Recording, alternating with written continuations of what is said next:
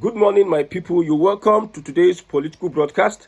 Today is the 28th of October, 2025, and we are still discussing Nigerian politics. Now, Nigerians are talking about Nnamdi Kanu and his case at the Nigerian court. I repeat, Nigerians are discussing about Nnamdi Kanu and his case at the Nigerian court.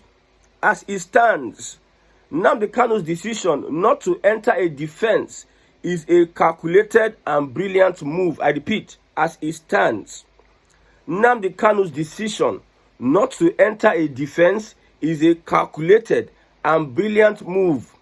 He has skillfully shifted the burden back to the federal government, forcing them to prove the legitimacy of the case. Legitimacy of the case.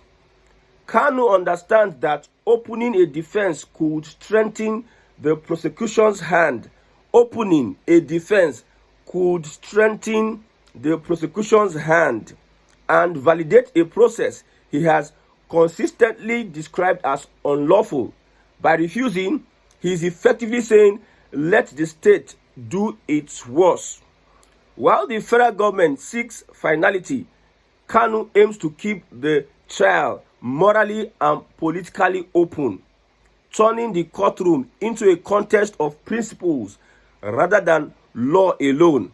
However, no matter how this case ends, Nnamdi Kanu will likely emerge as a martyr figure amongst his people. I repeat, no matter how this case ends, Nnamdi Kanu will likely emerge as a martyr figure amongst his people. There's one thing that is sure. The federal government led by Tinubu will not just release Nnamdi Kanu just like that. Nnamdi Kanu is a very vital institution in Nigeria's existence. I repeat, Nnamdi Kanu has become an institution in Nigeria's existence. Let me explain this particular statement from an APC person.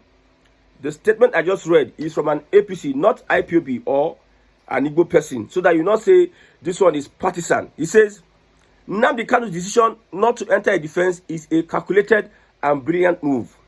See, looking at Nnamdi Kanu's case, if the federal government could not prove how they brought him from Kenya into Nigeria, that means the federal government does not have the legitimacy to try him.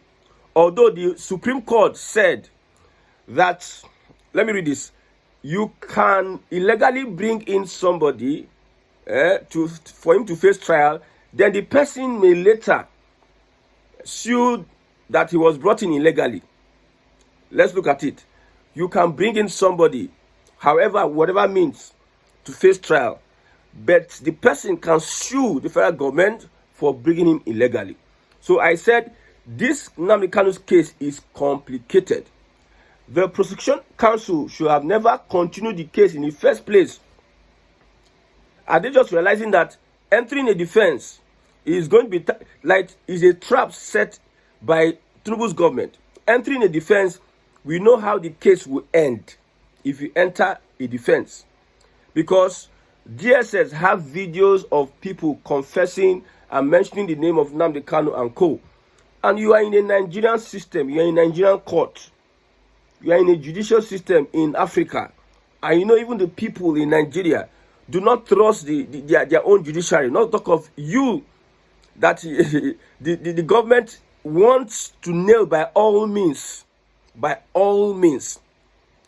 He has carefully shifted the burden back to the federal government, forcing them to prove the legitimacy of their case. Nnamdi Kanu is saying that I don't trust this case. The highest thing is for Motorshaw to recuse himself for that case. Nnamdi Kanu is buying time.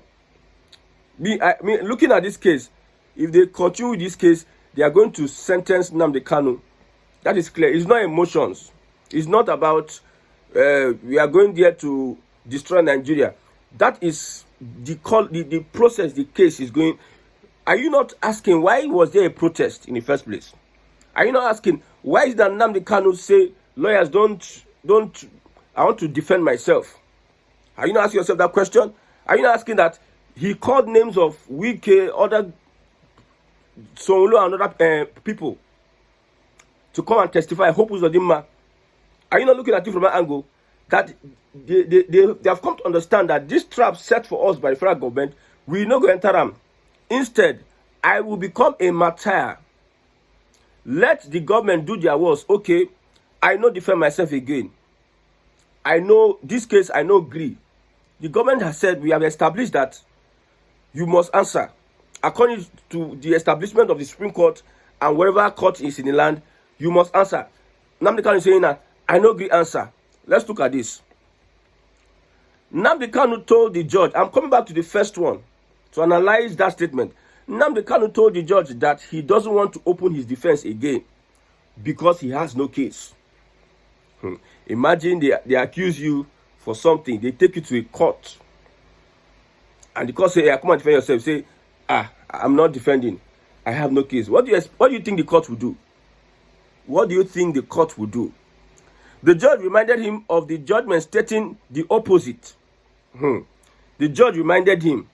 Kanu said the Court of Appeal said he should be granted bail. But the judge reminded him that a Supreme Court judgment has nullified that. For the records, a Court of Appeal actually granted Nnamdi Kanu bail, but the Supreme Court nullified that bail. The Supreme Court is the highest court of the land in Nigeria. Okay? Then the judge, knowing that by not opening his defense, he has automatically adopted the submission of the prosecution team. This is from another APC person. And saying that he committed no offense when offenses had been established against him. Now, the prosecution, you started a case.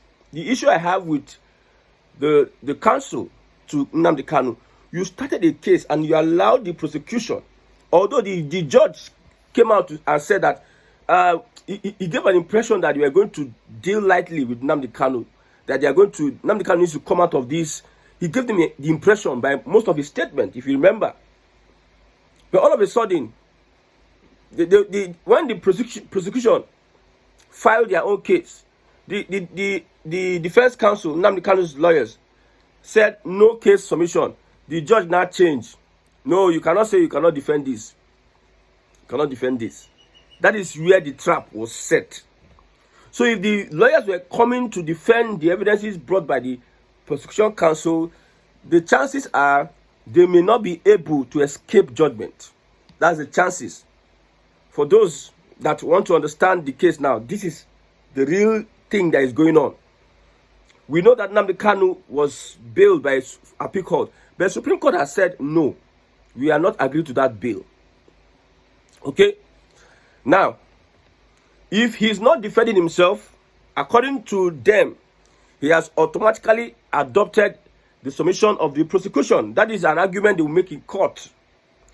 And saying that he committed no offense when offenses have been established against him. So instead of them to remain at the point whereby, how did our clients come here? We cannot get into a case. The government has no jurisdiction to try us. You abuse my fundamental human right.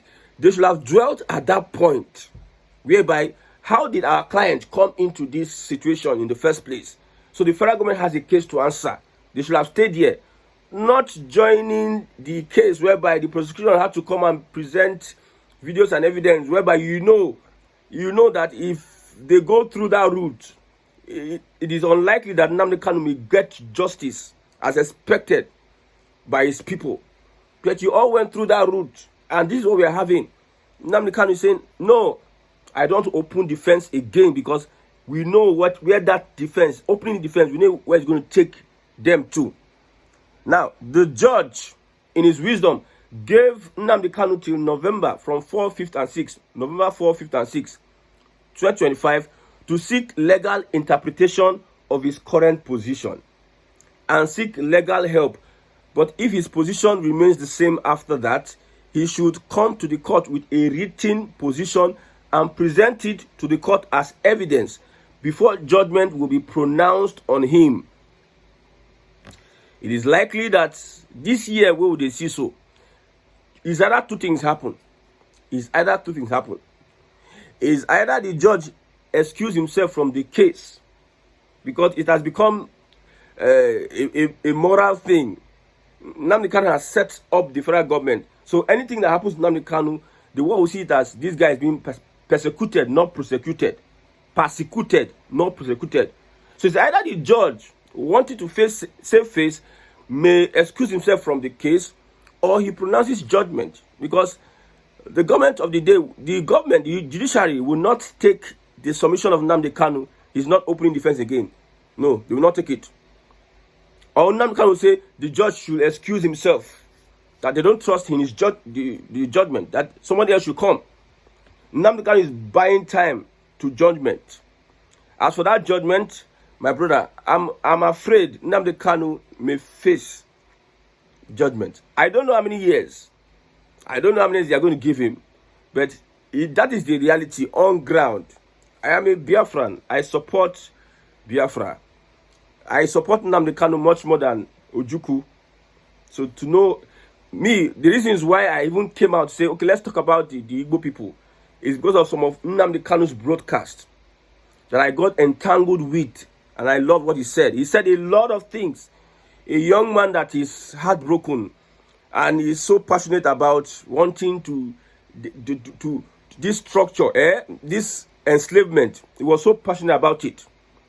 So as it stands, it is a dicey position that Nnamdi Kanu has found himself in. Ohaneze cannot save.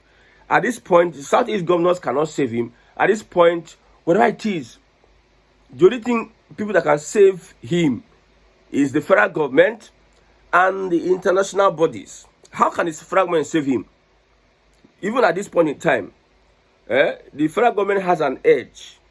Like I said, they set a trap for them. The federal government has an edge. The federal government seems to be winning in the case. I don't know how to explain it. You know, some people, our people, is that everything. See, for the fact that we did that mistake of lose guard, you lose guard yourself. Malami and Buhari can't carry you from Kenya. That is the beginning and genesis of the whole thing, problem. That is where the whole problem started. It is not anything you tell anybody.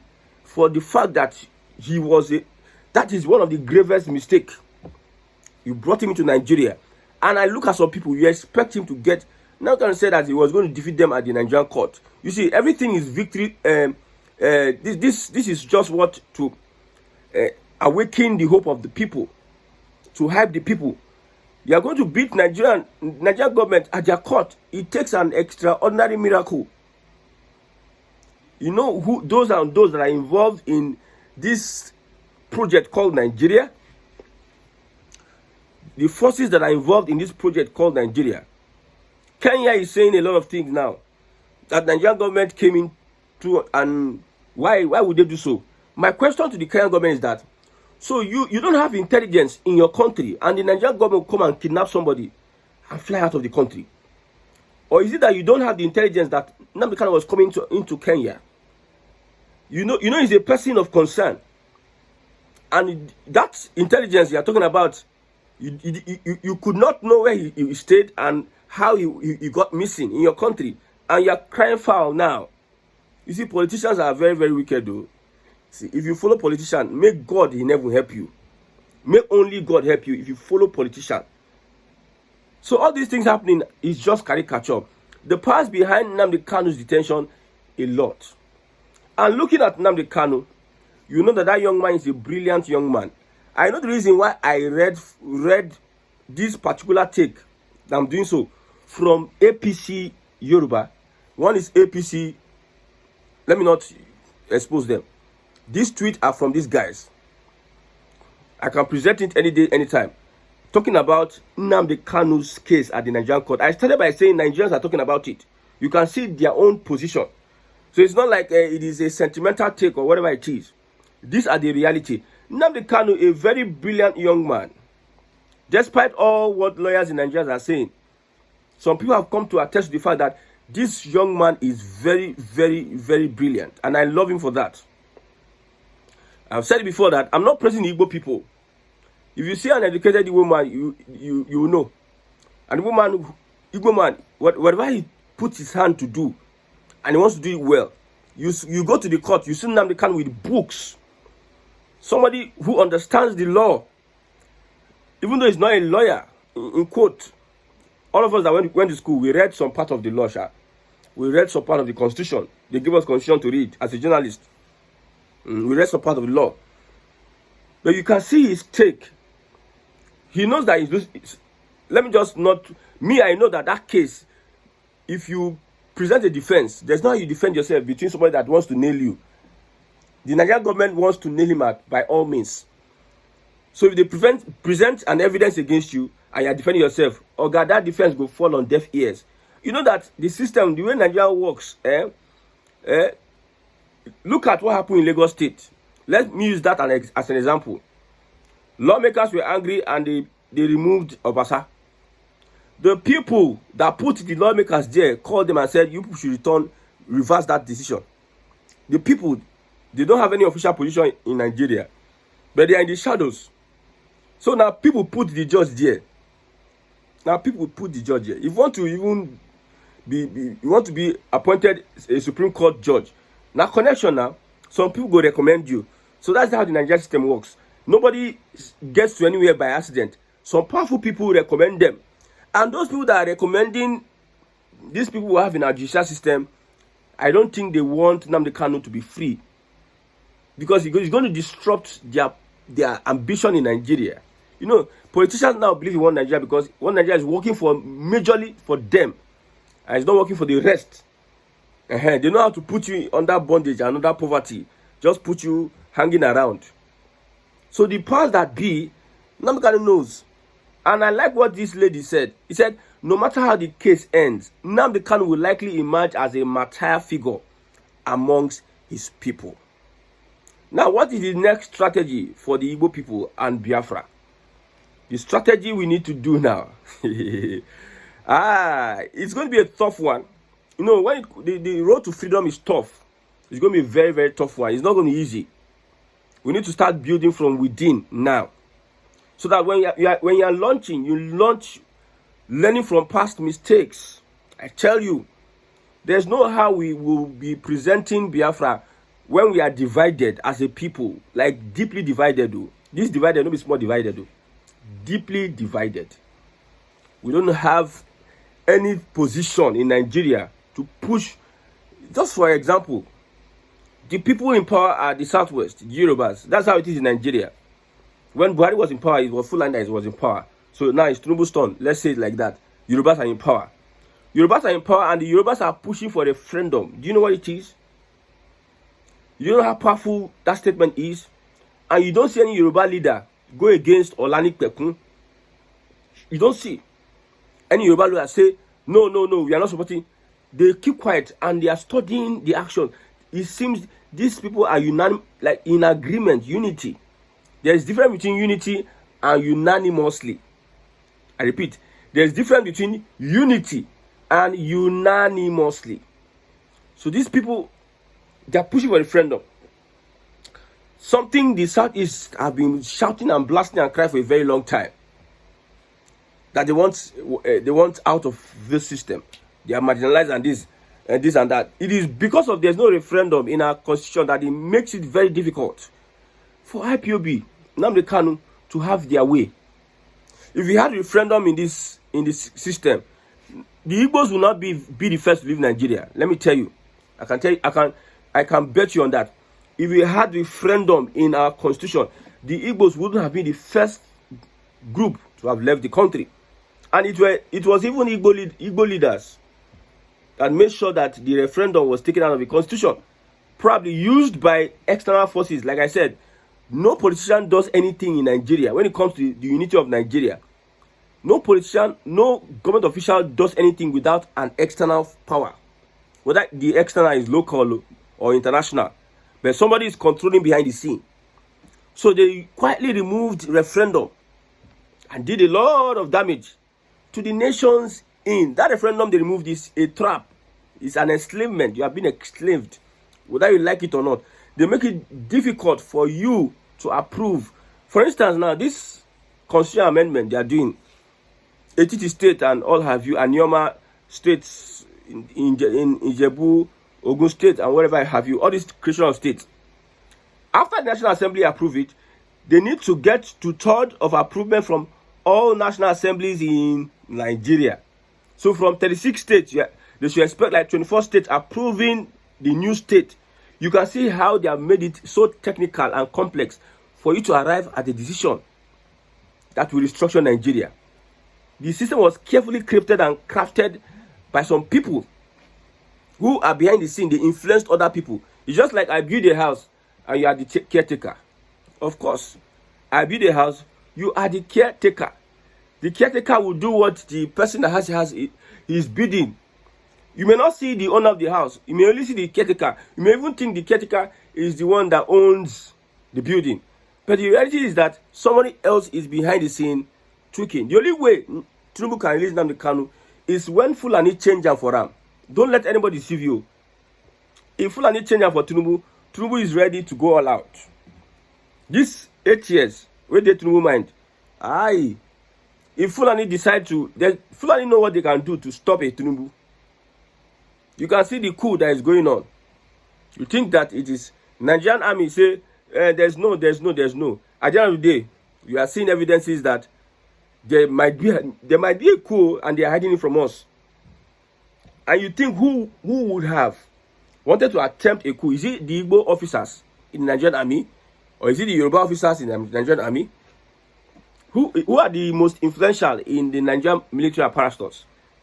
They are the Fulanis. They are the ones that know how they can run their package. So if the Fulani would go, see, they know what to do. For instance, now, let's talk about Tinubu's third term. Tinubu decides to go on the third term.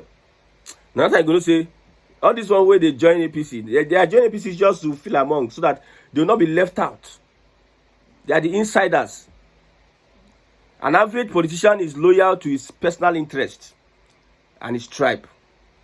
If his personal interest is being attacked, they can use other tools, however, to achieve their game, to go back to their personal interest. So you see all those ones joining, they know what they are doing. They are waiting for the opportunity to seize power. So if you say Tinubu will release Nnamdi Kanu, it is beyond his power, my brother. And where they are now, the federal government is having an edge, and they want to use it as they like. See, hey, may God help Nigerians.